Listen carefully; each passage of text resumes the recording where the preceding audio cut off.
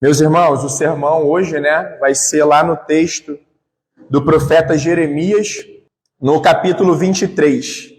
E o tema da mensagem desse domingo é: o Cristo das Escrituras condena o falso profeta e as falsas profecias. E é uma preocupação pertinente. Por quê?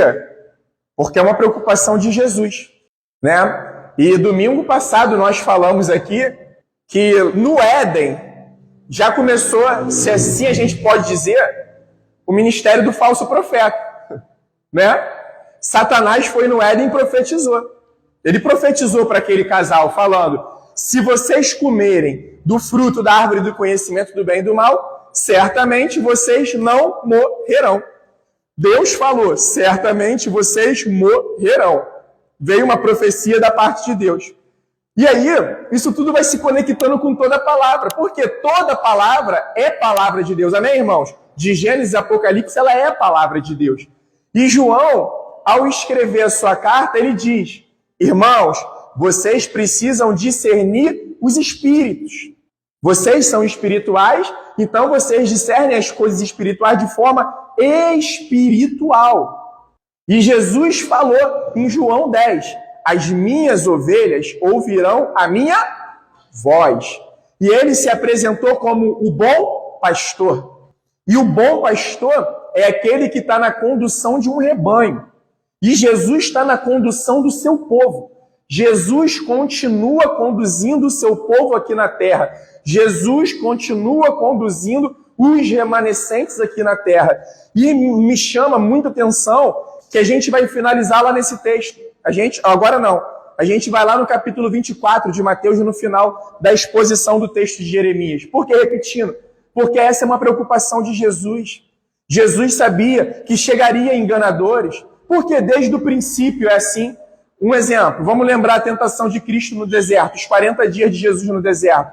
Satanás foi tentar ele através de quê? Através da palavra. E qual palavra? A palavra de Deus. Mas como? Deturpando tudo. Trazendo enganos, trazendo deturpações. Então, o ministério do falso profeta, Satanás no Éden, já vamos dizer assim, foi uma sombra do que seriam os falsos profetas. E a gente precisa compreender o que é o profeta e o que é a profecia por uma perspectiva bíblica, por uma perspectiva de Deus. O profeta é um homem comum que Deus chamou, Deus chamou, ele separou homens para poder profetizarem. O próprio Deus escolheu pessoas ao longo da história. E a gente vê que lá no Antigo Testamento, esse era o padrão de Deus trazer a sua mensagem ao povo. Deus chamava um profeta, separava um profeta, para o profeta ser mensageiro de Deus. E o que é a profecia? Pegando assim, da forma bem prática, a tradução da palavra profecia significa proclamar ou declarar a vontade divina. Uma profecia, ela declara, ela proclama uma vontade divina, a verdade de Deus. Deus trouxe a sua verdade escolhendo homens para profetizar. E nós precisamos lembrar, irmãos, eu sei que vocês estão afiados nisso. Quem é o resumo da lei e dos profetas? Jesus. Cristo é o resumo da lei e os profetas. E além dele ser o resumo da lei e dos profetas, ele é o cumprimento da lei. E ele é o cumprimento de toda a profecia anunciada pelos profetas de Deus. Nós precisamos guardar isso. Não é à toa que quando a gente está estudando teologia, a gente fala a respeito de 3 ofícios que Cristo teve, enquanto homem. Cristo, ele foi sacerdote, porque ele é o representante do povo com relação a Deus. Hoje ele é o sumo sacerdote, Hoje ele é aquele ao qual nos deu permissão de, através dele, nós entrarmos no Santo dos Santos e nos apresentarmos diante do Senhor. Jesus é rei. Um segundo ofício de Jesus. Jesus é rei. E desde o princípio ele é rei. E não é à toa que quando ele veio para poder cumprir a missão do Pai, a Bíblia nos diz que ele foi coroado de glória eternamente. E hoje a Bíblia diz que ele é Senhor dos senhores, Rei dos reis. Por quê? Jesus está no comando de todas as nações. Tudo que está acontecendo de forma a cumprir a vontade de Deus. E profeta. Por que profeta? Porque Jesus veio anunciando tudo aquilo que o Pai deu a conhecer. Lembra que nós falamos domingo passado no texto de Mateus? Tudo aquilo que eu dou a conhecer a vocês, antes o meu Pai me revelou, antes o meu Pai me deu a conhecer. E eu revelo a quem eu quiser tudo aquilo que o Pai me deu a conhecer. Né? Irmãos, nós precisamos guardar isso. O resumo de tudo é Cristo. Nós precisamos ter uma vida centrada em Jesus Cristo. Como a gente está falando aqui já há algum tempo, Jesus não é a nossa prioridade. Jesus é a nossa centralidade. Jesus está no centro e todo o restante da nossa vida tem que convergir para essa centralidade, para a centralidade de Cristo. Por quê? Nós acabamos de ler em Romanos 11:36, porque dele, por meio dele, para ele são todas as coisas. A ele seja a glória para sempre. Amém. Não há como nós fugirmos disso, irmãos.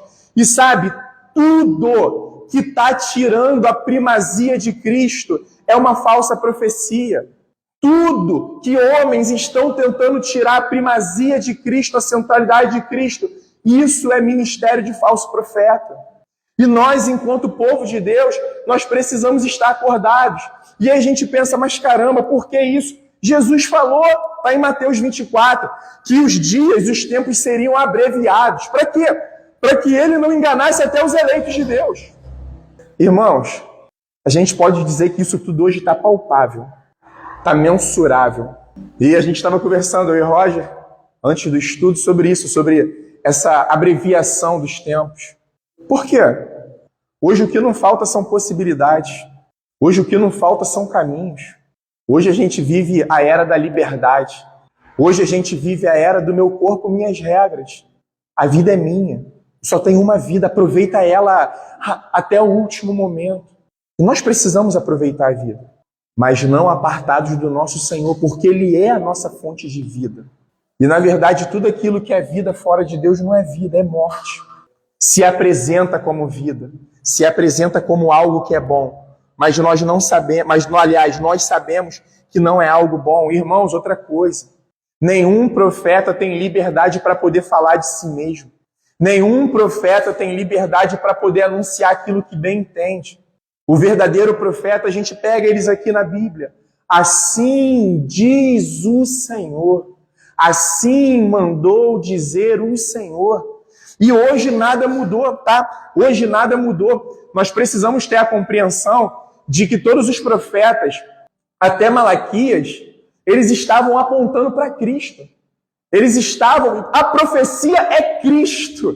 Se assim nós podemos dizer, o grande ápice da profecia, a maior revelação da profecia já está nos dada, já nos foi revelada, é Cristo. Hoje não tem mais espaço para nenhuma novidade. Antigamente, até mesmo no início da igreja, a gente vê pessoas que profetizavam, porque Deus ainda estava revelando a sua vontade, Deus ainda estava revelando a sua doutrina aos homens. Mas só que hoje, isso aqui tudo já está registrado aqui, ó. Essa palavra está fechada, amém, irmãos? Amém? Há espaço para se acrescentar alguma coisa? Precisamos atualizá-la? Precisamos colocar ela nos moldes do mundo, do que os homens querem que nós façamos? Nós temos liberdade para poder adulterar a palavra de Deus? Para poder tirar alguma coisa? Nós temos liberdade para acrescentar alguma coisa a esta palavra? Não. Inclusive, a Bíblia diz, ai daqueles que tirarem e ai daqueles que acrescentarem alguma coisa na minha palavra. Irmãos, precisamos ter uma consciência urgente de que nós precisamos apenas seguir a voz de Cristo. Ele é o bom pastor, irmãos. Ele é aquele que está conduzindo o seu povo para um lugar de águas mansas e tranquilas. Ele é aquele que está nos conduzindo para um local de refrigério. E aonde que nós experimentamos isso hoje? Aqui, ó, aqui dentro de nós, a certeza da palavra dele, através da certeza da habitação do Espírito Santo em nós. Hoje é esse lugar de pastos verdejantes, de águas mansas e tranquilas. É aqui, que o povo de Deus repousa e descansa. E nós estamos achando que o nosso local de descanso é aí fora.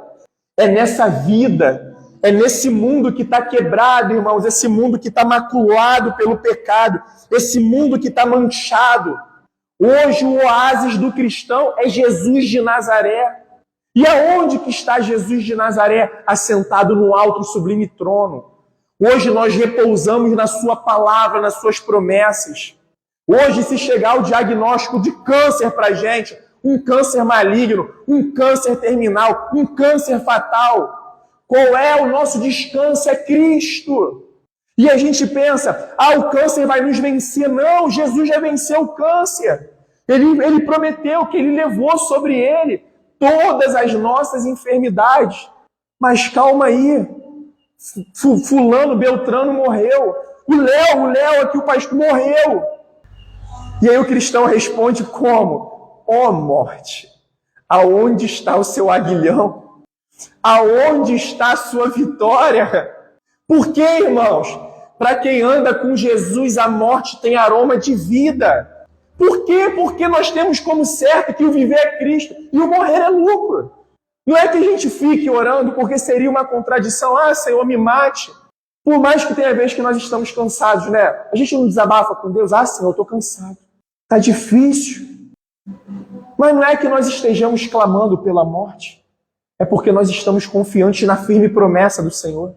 É porque nós estamos esperançosos na palavra dEle. É porque nós confiamos nele. E como que a gente vai discernir o que é falso? Só quando a gente anda com aquele que é verdadeiro. Nós só vamos conhecer aquilo que é mentiroso quando nós conhecemos aquilo que é verdadeiro. E quem é a verdade, irmãos? Sabe, é isso. Nós precisamos estar nele todos os dias. Por quê? João 15. Porque o ramo, sem a videira verdadeira, nós nada podemos fazer. E muitas vezes nós estamos preocupados com o que nós vamos fazer, o que as pessoas precisam ver através de nós. Mas a grande obra é em nós, irmãos. E o que acontece através de nós não somos nós, não é a nossa glória, não é a nossa capacidade, é a graça que está se estendendo, é o rio de água viva que está fluindo através de nós. Por quê? Porque é tudo dele, é para ele, são todas as coisas. A ele seja a glória eternamente. Amém, igreja? Amém! Enquanto eu meditava nessa palavra aqui de hoje, eu parei para poder pensar um pouco a respeito do chamado, né? O chamado ao pastoreio, a obra do Senhor. Irmãos, quantas vezes eu fui aquele que ia, principalmente após uma boa pregação, após os elogios de uma boa pregação, uma boa exposição, um bom estudo, eu me sentia que eu tinha que dar, meu Deus, e achava que era tudo na minha capacidade.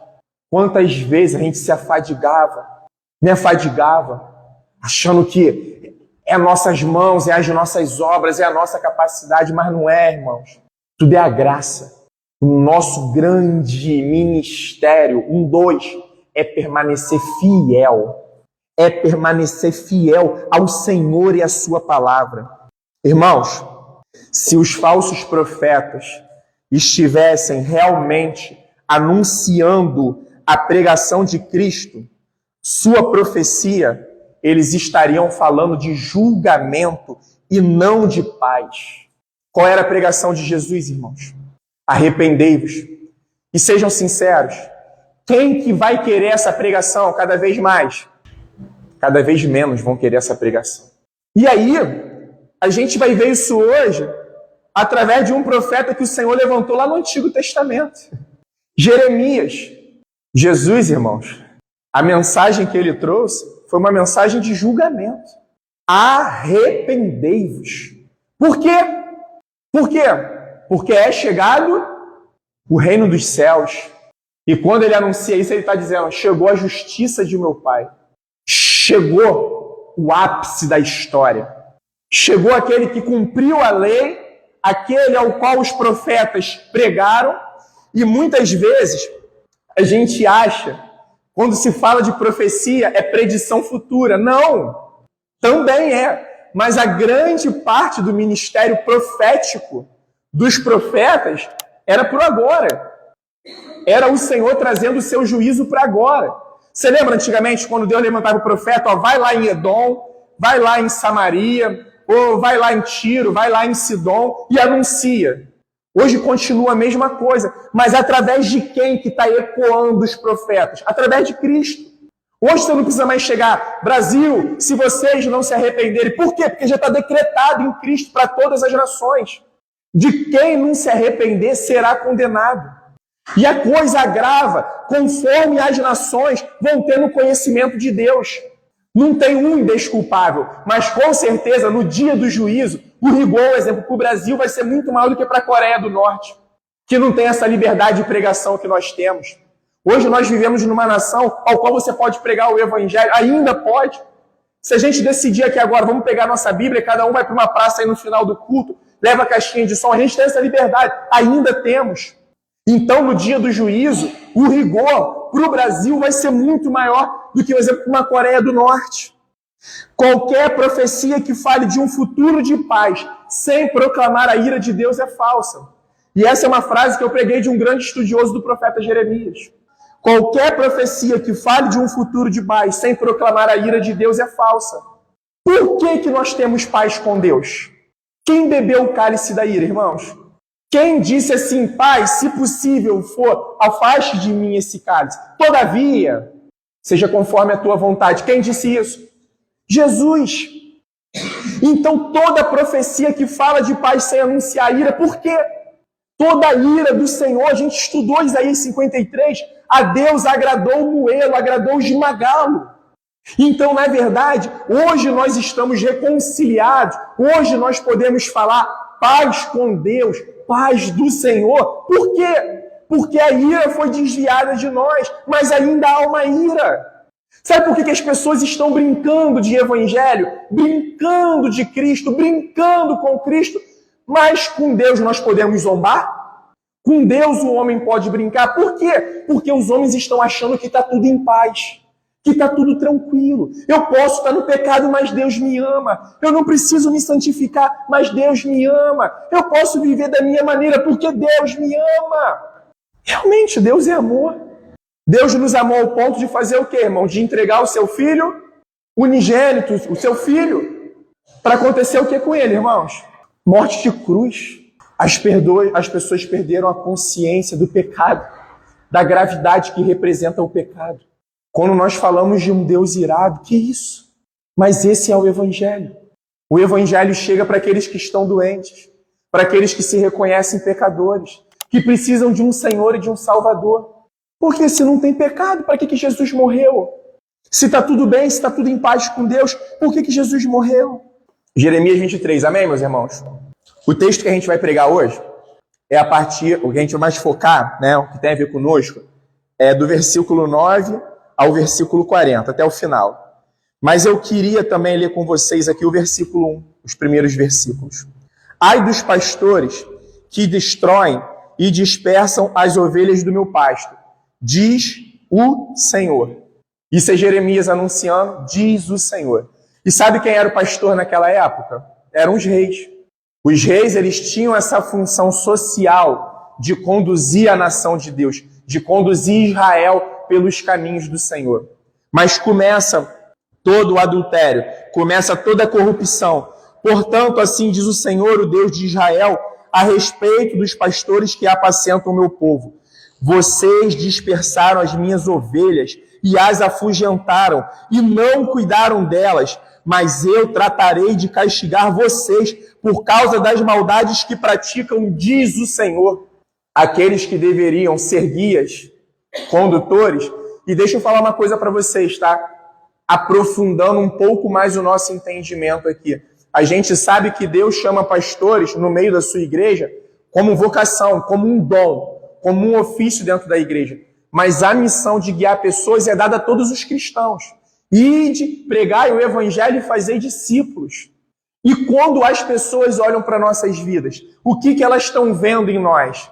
Elas percebem que nós estamos sendo conduzidos pelo bom pastor ou estamos sendo conduzidos por outras vozes?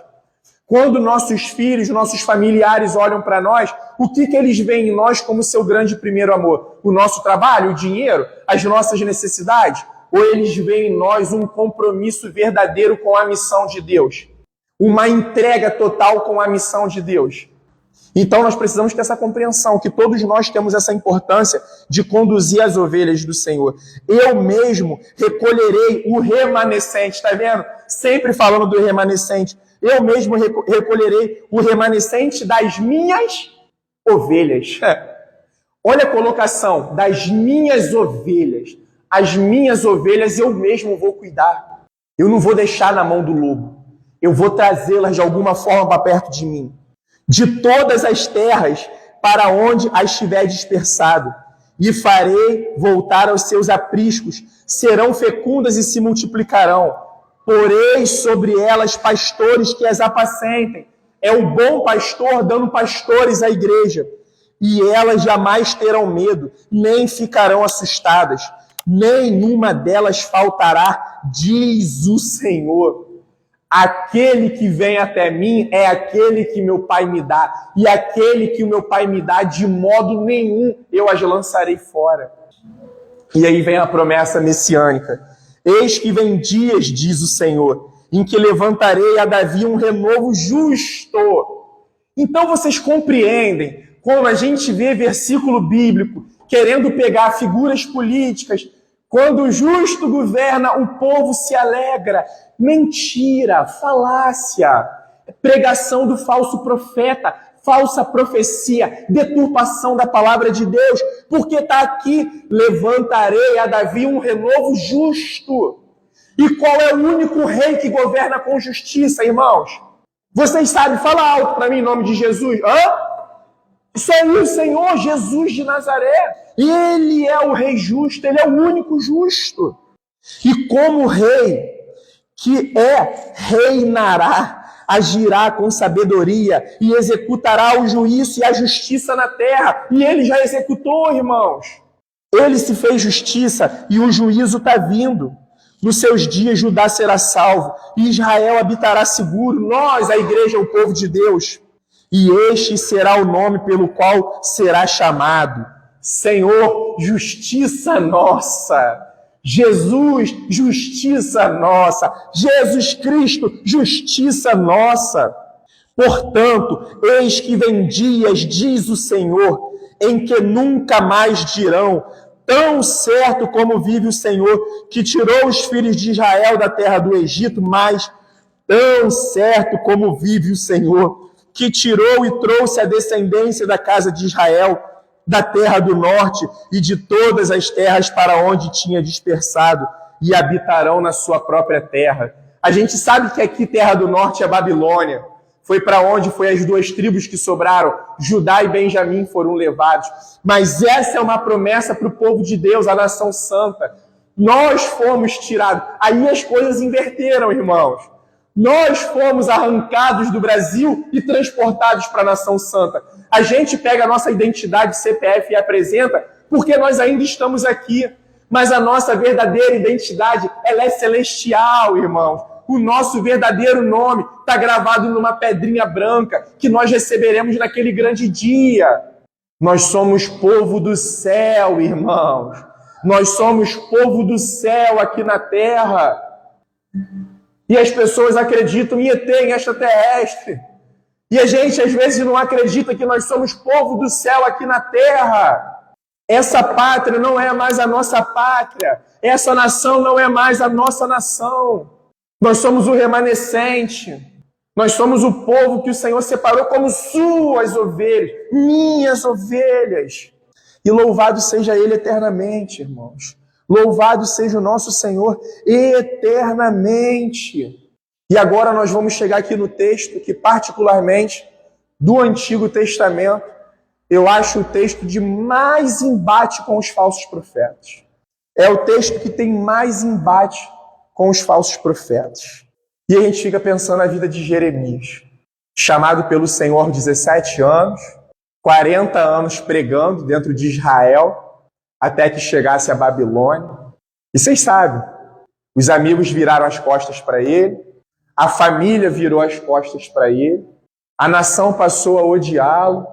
O Senhor apertou ele. Jeremias, você não vai casar. Você não vai ter filhos. Você não vai constituir família. E Jeremias, como nós, teve seus medos, suas aflições, seus momentos depressivos. Por que o Senhor não permitiu que eu morresse no ventre de minha mãe? Por que o Senhor me permitiu nascer? Eu nasci e só vejo tristeza. Senhor, quanto mais eu marcho, mais eles se levantam, mais eles querem acabar comigo. E assim diz o Senhor a respeito dos profetas. O meu coração está partido dentro de mim. Todos os meus ossos estremecem. Sou como um homem embriagado e como um homem vencido pelo vinho por causa do Senhor e por causa das suas santas palavras. Sabe o que estava acontecendo com Jeremias aqui nesse momento? Vivendo um momento de profunda perturbação na sua mente. Profunda perturbação na sua mente. Sabe por quê? Jeremias está olhando que quanto mais ele pregava o conselho do Senhor, mais o povo se afastava do conselho do Senhor. Aos olhos de Jeremias, seu ministério não tinha sucesso nenhum.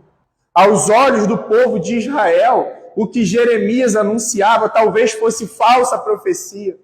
Talvez tinham ele como um falso profeta. E o Senhor avisava Jeremias, calma, Jeremias. Vai chegar o exato momento que eles vão descobrir quem é o falso e quem é o verdadeiro. Quem é o que está trazendo palavras verdadeiras e quem é que está trazendo palavras falsas. E vamos ser sinceros, irmãos. A gente, quando fala disso daqui, às vezes a nossa mente pode querer ficar passeando apenas no ambiente da igreja. Apenas no ambiente religioso. É claro que no ambiente religioso, no ambiente das igrejas, está recheado de falsos profetas com falsas profecias. Mas, na verdade, os falsos profetas estão vindo de todas as maneiras. Governantes profetizando mentiras. Homens do mundo profetizando mentiras. Coaches profetizando mentira. Está por todos os lados. Consegue perceber a bondade de Deus quando ele diz que os tempos seriam abreviados para que até os eleitos não se afastassem? Claro que isso é uma metáfora, porque ele não perderá nenhum do que o Pai o deu. Mas para a gente ver, vamos ser sinceros, irmãos, quantas coisas nos afastam do Senhor? Quantas coisas tiram o nosso foco da palavra de Deus? Nossos trabalhos, nossos projetos pessoais, nossas ambições pessoais, o dinheiro. A gente tem disposição para trabalhar, dá um jeito para poder fazer aquilo, dá um jeito para fazer nossas coisas acontecerem, mas com relação ao Senhor e a sua missão, é entregue às migalhas. Quando, na verdade, o nosso Deus é um Deus de primícias. Deus, ele tem ciúme de nós, a Bíblia diz. Deus não é Deus de farelos. Deus não é Deus de sobras. A gente não pega as nossas sobras e apresenta ao Senhor. Deus é Deus de verdadeiro adorador. Aqueles que o adoram em espírito e em verdade. Isso custa. E Jeremias, ele diz isso, meu coração está partido dentro de mim, os meus ossos estremecem, eu sou como um homem embriagado. Por que um homem embriagado? Um homem embriagado, ele perde sua capacidade, ele fica cambaleante, ele fica tonto, ele fica perdido, ele fica vulnerável a qualquer tipo de ataque externo. E como um homem vencido pelo vinho, por causa do Senhor, por causa das suas santas palavras. Jeremias se entristecia, Jeremias sentia o conselho de Deus na sua própria vida. Jeremias não era um homem apático com o que acontecia ao seu redor. Jeremias se entristecia com tudo que ele via ao seu redor, porque a terra está cheia de adúlteros e chora por causa da maldição divina.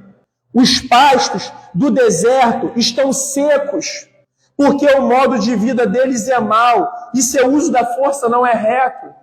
O Senhor fere a natureza, irmãos. O Senhor fere o que Ele quiser. O Senhor continua chamando a atenção do povo, das nações. Eu sei que para muitos isso é conversa de maluco, mas você vê a nossa nação passando por condições climáticas que nunca passou na sua história.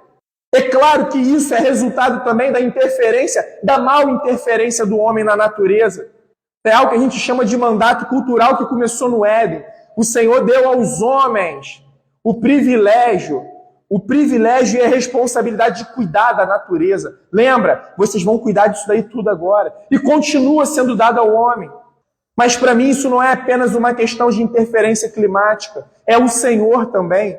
Ou talvez o Senhor, por ser conhecedor de todas as coisas, sabendo que chegaria esse tempo, que a má intervenção dos homens causaria isso, e o Senhor está ferindo a natureza. O Senhor está ferindo toda a sua criação, para poder chamar a atenção dos homens. E aí a gente pensa, isso é papo de maluco. Nós vimos isso também em Apocalipse. Os selos, quando começam a ser quebrados, quando a gente estudar os 7 selos também, a gente vai ver isso. Sabe como é que começa o Senhor ferindo a criação? É pela natureza. A maldição divina. E a maldição, irmãos, ela é decorrência de quê? Da desobediência. O modo de vida deles é mau. E seu uso da força não é reto. Por quê? Eles estão profetizando para si próprios. Pois tanto o profeta como o sacerdote estão contaminados. Até na minha casa achei a sua maldade, diz o Senhor. Os profetas profetizaram para o reino do norte. As outras 10 tribos. O que aconteceu? Juízo. A Assíria veio, pegou as 10 e dispersou elas pela terra. Sabe o que as 2 tribos do sul fizeram, irmãos? Ao invés de aprender com as tribos do norte, fizeram pior ainda. Permitiram um altar dentro do templo do Senhor, dentro da casa do Senhor, no pátio do templo, queimando incenso a Baal, orgia cultica. Fizeram pior do que o norte. O sul fez pior do que o norte. Portanto, o caminho deles será como lugares escorregadios na escuridão, para o qual serão empurrados e na qual cairão, porque trarei sobre eles a calamidade, o ano da sua punição, diz o Senhor. A gente sabe que aqui, de forma específica, o Senhor está falando a respeito da Babilônia, que viria e veio com Nabucodonosor. Mas essa continua sendo o padrão do ministério do Senhor. Arrependei-vos, pois é chegado o reino dos céus. Vocês lembram a primeira pregação da igreja? Pedro, todo mundo debochando deles. Ia lá, todo mundo chapado, todo mundo bêbado, todo mundo louco. Aí Pedro se levanta, irmãos, israelitas, não tem ninguém bêbado aqui não. O que está acontecendo é o cumprimento da profecia de Joel. O Espírito Santo foi derramado. A profecia está se cumprindo. E aí Pedro começa um sermão duro. Vocês entregaram Cristo. Vocês, por causa das suas maldades, das suas iniquidades, vocês entregaram o Senhor Jesus. E aí ele vem explicando. Aí é o contrário, é o povo. Aí a Bíblia diz que o povo se comove. O povo se comove e pergunta, e agora o que faremos? E qual é a resposta de Pedro? Arrependei-vos, para que os seus pecados sejam perdoados e sejam batizados em nome do Pai, do Filho e do Espírito Santo.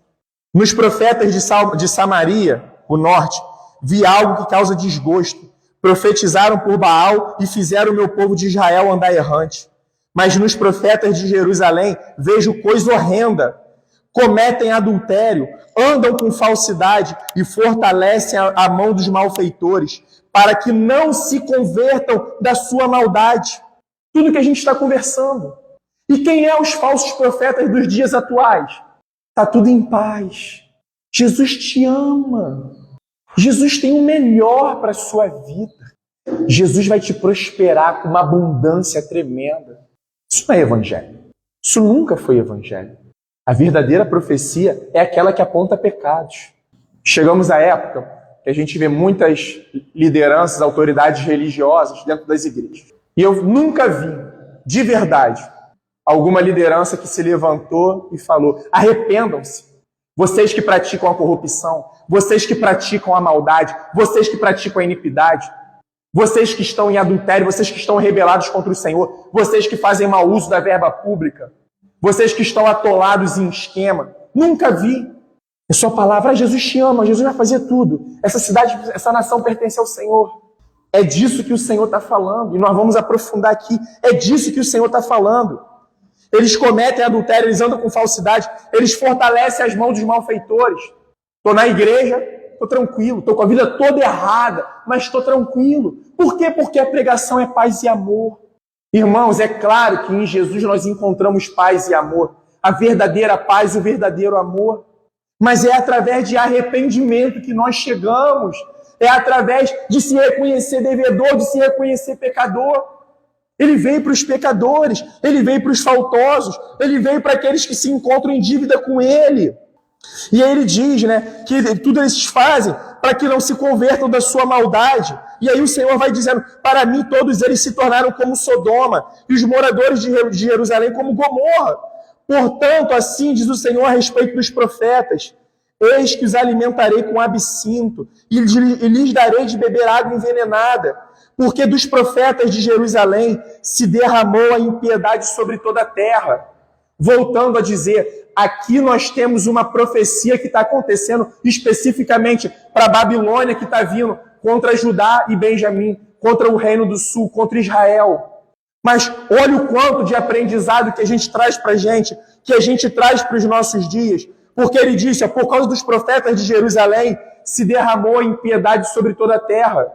E quando a igreja falha na sua missão, quando o povo de Deus falha na sua missão, a impiedade se derrama sobre a terra. Por quê? Porque aqueles que deveriam ser sal e luz, eles estão contaminados. Eles estão fazendo parte de tudo que está acontecendo. Eles são parte de todo engano. E continuando o texto, assim diz o Senhor dos Exércitos, não deem ouvidos, olha o que o Senhor está aconselhando, não deem ouvidos às palavras dos profetas que profetizam entre vocês e que os enche de falsa esperança. Falam as visões do seu coração, não o que vem da boca do Senhor. Dizem continuamente aos que me desprezam. Estão vendo a realidade como está escancarada aqui? O Senhor disse, vocês terão paz. As pessoas estão no ambiente das igrejas, no ambiente das igrejas, fazendo parte daquilo tudo, mas desprezam o Senhor, desprezam o verdadeiro Cristo. E o que está acontecendo? Os falsos profetas. O Senhor disse que vocês terão paz. E o Senhor falou ali acima, não deem ouvidos às palavras deles, porque eles falam das visões do seu coração, não o que vem da boca do Senhor. E a todos que andam segundo a dureza do seu coração dizem, nenhum mal lhes sobrevirá. Estão compreendendo o que o falso evangelho faz? As pessoas estão com o coração endurecido, estão afastadas do Senhor, desprezando o Senhor com as suas vidas, com tudo que o Senhor confia a elas, mas elas estão acreditando que está tudo em paz. Elas continuam acreditando que elas estão debaixo do favor do Senhor e que nenhum mal lhes sobrevirá. Era isso que o falso profeta estava fazendo na condução do povo. Os sacerdotes, os reis. Porque quem esteve no conselho do Senhor e viu e ouviu a sua palavra, quem esteve atento à sua palavra e a ouviu, eis a tempestade do Senhor. O furor saiu e um vendaval passou sobre a cabeça dos ímpios. Aqueles que estavam achando que estava tudo bem. Irmãos, vocês creem no retorno do Senhor Jesus? De verdade mesmo? Vocês creem no retorno dele? Vocês creem que ele vai retornar como juiz? Vai trazer juízo à terra? E é isso que acontece. Aqueles que estavam achando que estava tudo bem. Veio a tempestade do Senhor. O furor saiu e um vendaval passou sobre a cabeça dos ímpios. A ira do Senhor não se desviará até que ele execute e cumpra os desígnios do seu coração. Se ele falou que vai acontecer, irmãos. Nos últimos dias, vocês entenderão isso claramente. É o que ele está falando daquele povo ali. Quando Nabucodonosor chegar, quando a Babilônia chegar, vocês vão compreender. E para os dias de hoje, quando chegar o dia do grande juízo, o terrível e temível dia do Senhor, vocês vão compreender o que está acontecendo. Sabe por que está tudo muito cheio? Porque está sendo anunciado aquilo que o povo quer ouvir. Timóteo, sobrevirão tempos difíceis, virão tempos difíceis. Ninguém mais vai querer ouvir a verdade. Quando Jeremias anunciou a dura realidade da desolação de Jerusalém, os falsos profetas prometeram paz. Naturalmente, o povo de Judá preferia as mensagens agradáveis dos falsos profetas.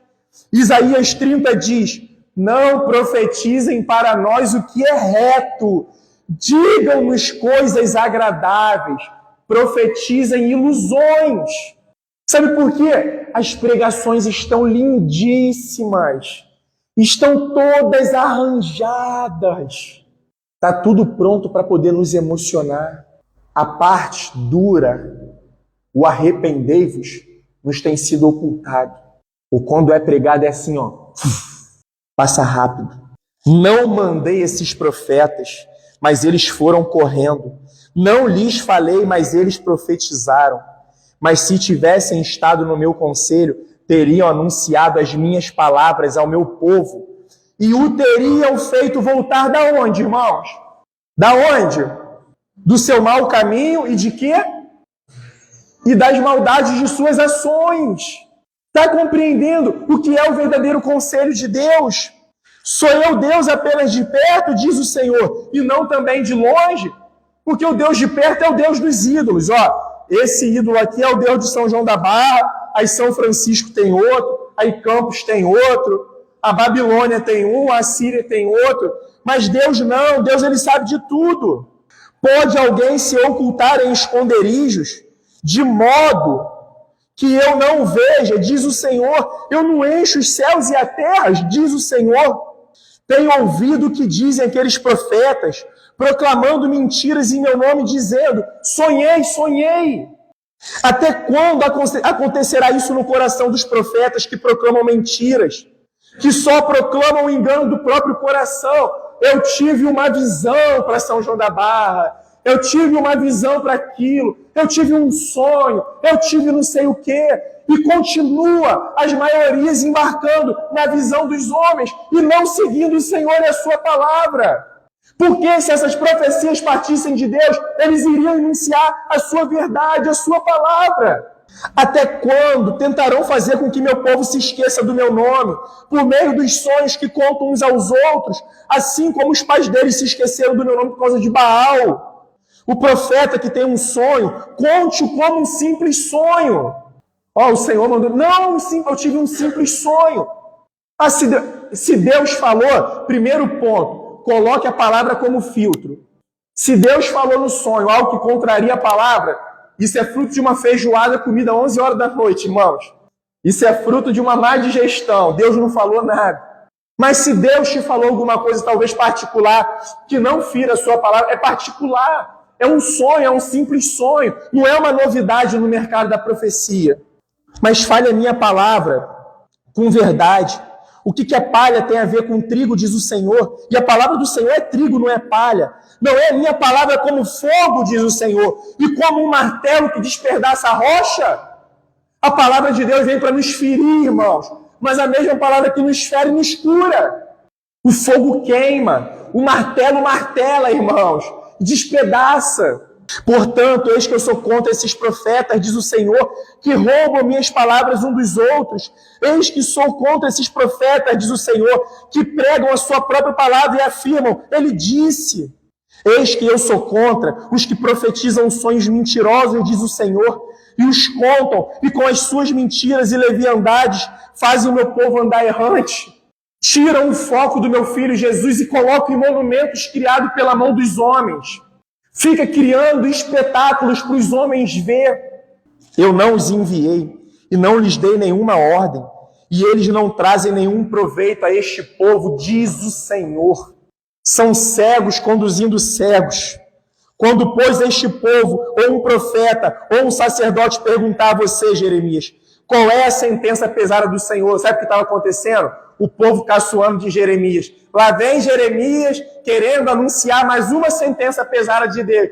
Jeremias, qual é a nova sentença pesada do Senhor? Vai, fala, Jeremias. Qual é a sentença pesada que Deus está dando contra a gente mais uma vez? Aí Deus mandou Jeremias dizer, responda, vocês são o peso e eu os lançarei fora. Mas, Senhor, em teu nome profetizamos. Senhor, em teu nome expulsamos demônios. Senhor, em teu nome fiz milagres. Apartai-vos de mim, maldito, pois eu nunca vos conheci. E se um profeta, um sacerdote ou alguém do povo disser, sentença pesada do Senhor, castigarei esse homem e a sua casa. Em vez disso, cada um deveria perguntar ao seu companheiro e ao seu irmão, o que o Senhor respondeu, o que foi que o Senhor falou, mas nunca mais vocês devem fazer menções à palavra, sentença pesada do Senhor, pois o que se tornará um peso para alguém é a própria palavra que ele falou. Não anuncie aquilo que Deus não disse. Não vá além, até onde o Senhor mandou você ir. Porque vocês torcem a palavra do Deus vivo, do Senhor dos exércitos, do nosso Deus. O que você deve perguntar a um profeta é: o que foi que o Senhor lhe respondeu? O que foi que o Senhor falou? Mas por que vocês dizem sentença pesada do Senhor? Assim diz o Senhor. Por que vocês continuam a usar as palavras sentença pesada do Senhor, quando eu lhes havia proibido de fazer isso? Eu os levantarei e os lançarei fora da minha presença. Apartai-vos de mim, malditos. Tanto vocês como a cidade que eu dei a vocês e aos seus pais. Porei sobre vocês sobre perpétuo desprezo e eterna vergonha, que jamais serão esquecidos. Por que a gente não anuncia esses textos? Por que a gente não proclama toda a sabedoria e toda a verdade de Deus? Vocês podem abrir Mateus 24 comigo, meus irmãos, por favor? Enquanto vocês estão abrindo lá, Miqueias 3:11, ele fala assim, ó, os seus cabeças, e eu queria que vocês fizessem um paralelo com o dia de hoje, que eu acho que isso não acontece nos dias de hoje. Mateus capítulo 24. Os seus cabeças dão as sentenças por suborno. Os seus sacerdotes ensinam por interesse. E os seus profetas adivinham por dinheiro. E ainda se apoiam no Senhor, dizendo: não está o Senhor no meio de nós, nenhum mal nos sobrevirá. Isso acontece? Será, irmãos? Irmãos, quem é o verdadeiro amigo? Aquele que te vê indo num caminho. Um exemplo, Juliano, trabalha com campo. Ele sabe que tem um poço aberto, que está bem escondido no meio do mato. E eu estou andando em direção a esse poço. O verdadeiro amigo é qual? É aquele que incentiva? Vai, é isso mesmo, é por aí mesmo, você está certo. Ou é aquele que manda você parar? Rapaz, não vai por esse caminho aí não. Ele está parecendo até ser o mais fácil, mas tem engano. Tá vendo aqueles matinhos ali? Debaixo daquele matinho tem um buraco. Quem é o verdadeiro amigo, irmãos? O verdadeiro amigo vai fazer o quê? Jesus é o verdadeiro amigo. Ele está parando os homens, as mulheres, a humanidade para poder ouvi-lo. Mas só que os homens querem Cristo, irmãos. Sejam verdadeiros. Jesus nos alertou. Capítulo 24. Vocês estão aí? Jesus estava sentado no Monte das Oliveiras quando os discípulos se aproximaram dele e, em particular, lhe pediram: diga-nos quando essas coisas vão acontecer e que sinal haverá da sua vinda e do fim dos tempos. Jesus respondeu: tenham cuidado para que ninguém os engane, porque muitos virão em meu nome dizendo: eu sou o Cristo, e enganarão a muitos. Versículo 9. Vocês serão entregues para serem maltratados e eles os matarão. Vocês serão odiados por todas as nações por causa do meu nome. Nesse tempo, muitos hão de se escandalizar, trair e odiar uns aos outros. Muitos falsos profetas se levantarão e enganarão a muitos. E por se multiplicar a maldade, o amor se esfriará de quase todos. Aquele, porém, que permanecer firme até o fim, esse será salvo. Versículo 22. Não tivesse aqueles dias sido abreviados, ninguém seria salvo, mas por causa dos escolhidos, tais dias serão abreviados. Então, se alguém disser a você: olhem, aqui está Cristo, olha, ali está Ele, não acreditem, porque surgirão falsos cristos e falsos profetas, operando grandes sinais e prodígios para enganar, se possível, os próprios eleitos. Isso eu tenho predito a vocês. E aí, irmãos, a gente viu e continua vendo, as pessoas preferem ouvir aquilo que é duro, mas é verdadeiro, ou ouvir aquilo que é agradável, mas é ilusório. Eu não sei vocês, eu me sinto cada vez mais encorajado a gente anunciar o verdadeiro conselho de Deus, a verdadeira palavra de Deus. Custe o que nos custar. Nós, enquanto igreja, não temos liberdade para anunciar nenhum outro Cristo, nenhuma outra palavra diferente das Escrituras. É dura, mas é ela que nos liberta, é ela que nos salva. Ela é como um fogo? É como um fogo. Ela é como um martelo que despedaça a rocha? Ela é como um martelo que despedaça a rocha. Paulo diz que ela é como uma espada de dois gumes, ela é como uma espada de dois gumes que nos perfura, nos rasga, mas ela é a verdadeira palavra de Deus. Amém, meus irmãos? Então nós precisamos estar grudados em? Nós precisamos seguir